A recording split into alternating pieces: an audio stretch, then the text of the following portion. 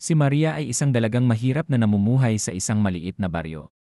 Dahil sa hirap ng buhay, nagtrabaho siya bilang isang tagapag-alaga ng mga bata sa isang mayamang pamilya. Isang araw, nakilala ni Maria si Juan, isang batang guro na bagong lipat sa kanilang bayan. Madalas silang magtagpo at unti-unting nahulog ang loob ni Maria kay Juan. Subalit, si Maria ay nagdalawang isip sapagkat alam niyang hindi siya angkop sa buhay ni Juan dahil sa kanyang kalagayan.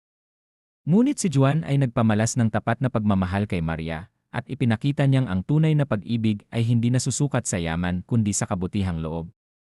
Sa kabila ng mga pagsubok, nagtagumpay ang kanilang pagmamahalan.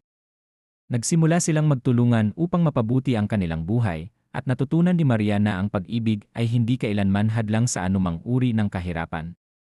Moral, ang tunay na pag-ibig ay walang pinipiling estado sa buhay at hindi nakabase sa material.